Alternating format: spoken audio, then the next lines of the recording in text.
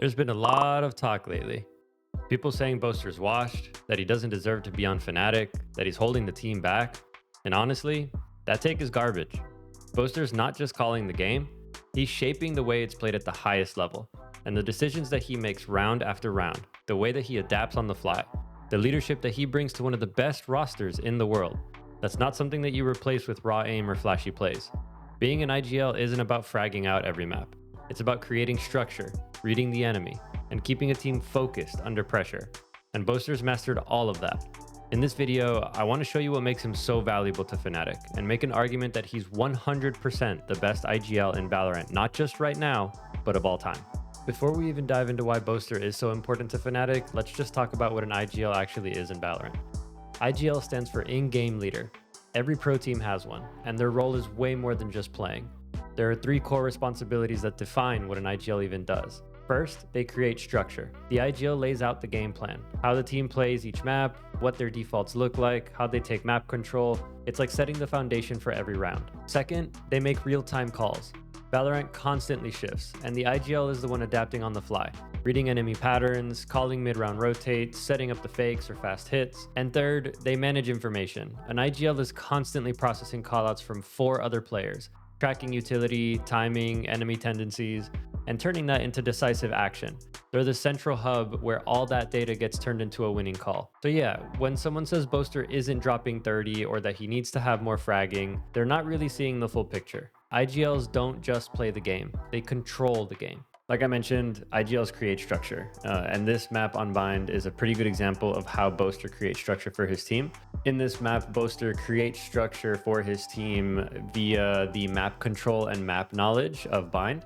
You're going to notice them early on, very early on in multiple rounds. They're going to try and pressure these outer extremities. For those of you that aren't aware of how Bind works, I mean, I'm sure all of you have played it, but if you're not aware of it conceptually, there isn't really a mid here. And what the game designers have done, at least in my opinion, is make the outer extremities serve as the mid to this map. Not only does it serve as the mid to this map, where it gives the defending and attacking team the ability to quickly get access to sites and rotates, but it also makes holding the site a ton easier, right? So I've talked about this in the past in some VOD reviews. If a defender can hold space in shower, it makes the A push a lot harder because you have to contest with the person that's sitting in shower. You can't really push backside here as an attacker because there's going to be enemy rotates, and then same thing on B. If you're holding garden and long, it makes the B push a lot harder because you're either going to have to waste a smoke here to prevent the person garden from peeking you, and then in most comps that leaves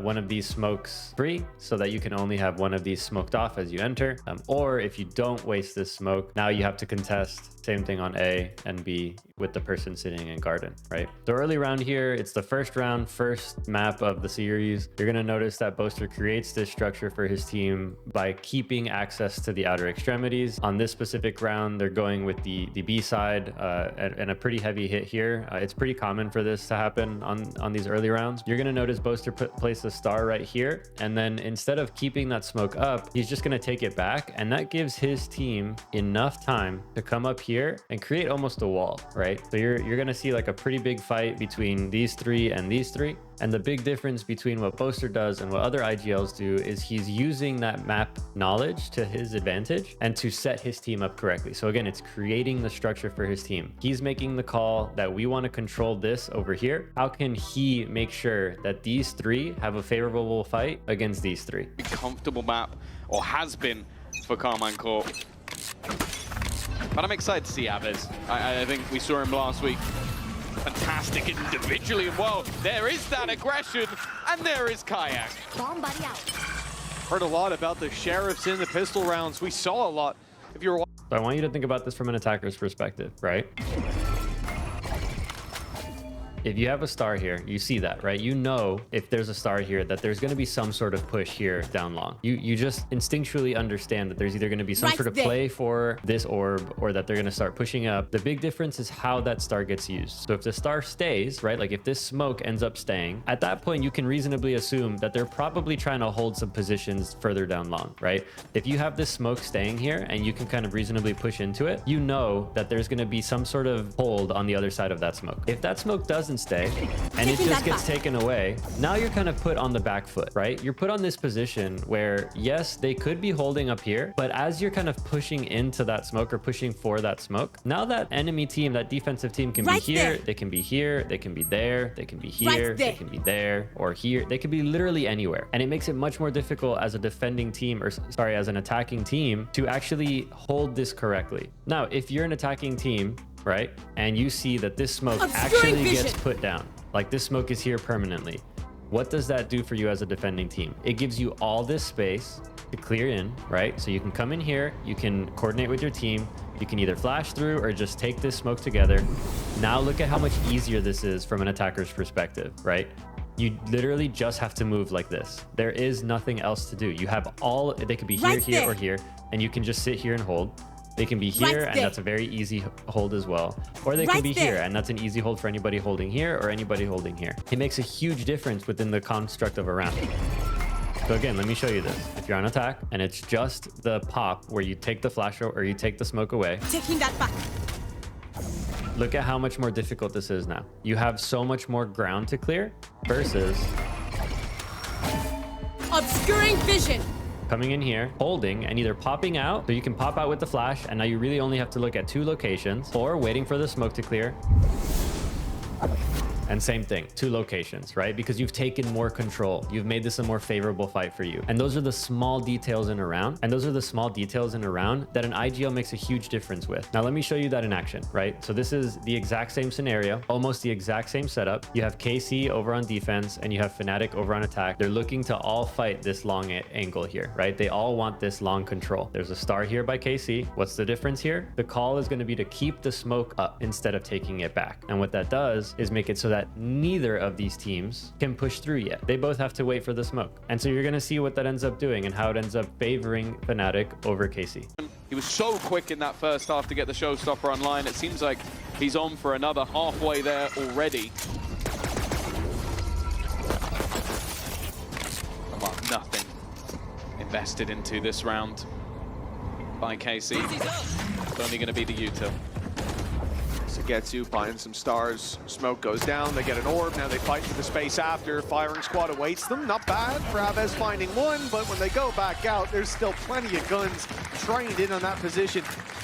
Again, this is a perfect round that illustrates how Boaster helps create structure for his team, right? So in this round, you're going to see Boaster and Alpha come up A short. They never even want control of this. They just want to pressure it to force the people that are playing on A short to feel like they need to stay here in order to combat that. You're also going to see pressure coming out of B short.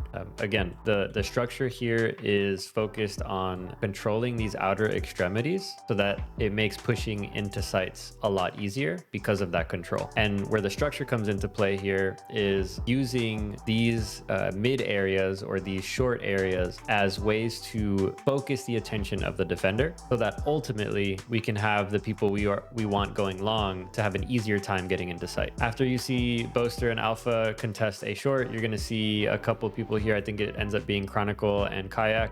They're going to pressure this area here. All of these 3 people on KC's side are going to come out of short. There's going to be a small fight there. While that happens, I want you to focus on Crashies, who's the fade. You're going to see Crashies just kind of slowly walk in through B long. And why I want to bring this specific round to your attention is not just the structure that's created, right? So it's not just the idea that like, hey, our game plan is going to be to exploit these outer extremities so that the site hits are easier. Boaster also does a really great job at something called layering. Layering is this concept where you try and layer your site hits in a way that makes it hard for the defending team to read. So like I mentioned earlier, you're going to see Boaster and Alpha push in to A short here. That's the first layer, right? The idea is that they're going to try and take this space in a way that they don't actually take it, but pressure that they're going to or want to take it so that the defenders have to read and look at this area. And then the second layer is you're going to see a couple people come through A short, show that they want to take this space, but they don't actually want to take this space. And this is what Boaster does great. He gets his team to take the space, leave the space, take the space, leave the space. And what that's doing is occupying all of the defending team's ability to really read what's going on in a round. And there are some games where the clock ends up kind of running out and they don't end up getting onto site because that takes so long. And you're going to notice that in a lot of rounds that you see Fnatic play in. You notice that if you watch the EWC finals, if you watch the Masters finals with PRX as well, it's one of those things that Fnatic, they kind of live and die by this idea of layering their site hit to make it a little bit easier at the end of a site hit to actually get onto site when they execute. And a lot of people will say stuff like, well, it takes too long, Boaster wastes a lot of time. It's not that he's wasting time, it's that he's really trying to make the defense not understand where they are. The reads become way more difficult when, again, they take space, they leave the space. They take the space, they leave the space. They take space over here, they leave the space. They are constantly poking and prodding to try and get the defensive team to not really understand where they're going to hit from. And this is a perfect example of that. You're going to see that here in a second. Things even. Fnatic not the kind of team that typically is certainly not what they're known for, losing out on those leads. It's more coming back from behind. See if they can close this out. Heretics recently did prove it was possible. It's definitely not likely.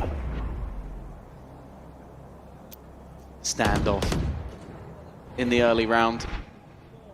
KC with a few ults they can use to try and correct, and Alfie are actually playing the KO operator. It's not something I'd necessarily expect to see, especially with a operator player of Boaster's prowess on the server. Kind of expected the Ash drop to be in play, but you know, still disappointed. Seems like Chronicle, though, is about to come under some serious pressure. 3 players already setting up, a couple of flashes. One of them didn't quite connect, though. I don't think they expected him to be that close, and that definitely played in his favor. He can shoot the first, and while Crashies is not one to just sit still and wait, he has taken space and opened up B. Yeah, as soon as Astra pops that stun on your run back, you know that you're in trouble. Okay. Someone was there to hear him, but Alpha trying to send that lurk up through A, despite it being a 4v2. He'll lose his life. Down and out of this round for the attempted flank, and KC with an opportunity if they can find this pick, but the trade comes in so quickly from Crashies. Now a plant will be secured. Cosmic Divide to work off of, unlikely to be used, but they know where that player's coming from. They've still got stars to play with and a Nightfall. This is the tough thing, yeah. Nightfall, full belt of utility for Crashies. Stars can be put into play. Like, this is such a difficult post plant to try and get in from. Sugetsu has managed to bypass a lot, but then he's caught by the Seas. Left on just 1 HP as he takes that final fight, and Crashies is the... At the end of the day, Boaster isn't just a fragger. He's the mind behind one of the most successful teams in Valorant. The structure, the mid-round calls, the ability to turn information into strategy like I showed, that's what makes him elite. People can focus on stats all they want, but real IGLs, they win rounds, they build systems, and they elevate everyone around them. And Boaster's been doing that from the very start and for a very long time. If you learned something or started to see the game differently after this, let me know in the comments. If you feel otherwise, also let me know in the comments. I'd love to hear from you. And if you're still not convinced, then honestly, you need to just start watching more Fnatic and trying to understand the game, because Boaster's pretty great. Thanks for watching. Drop a like if you liked it. If you want to subscribe, I'd love that. I'll catch you all in the next one.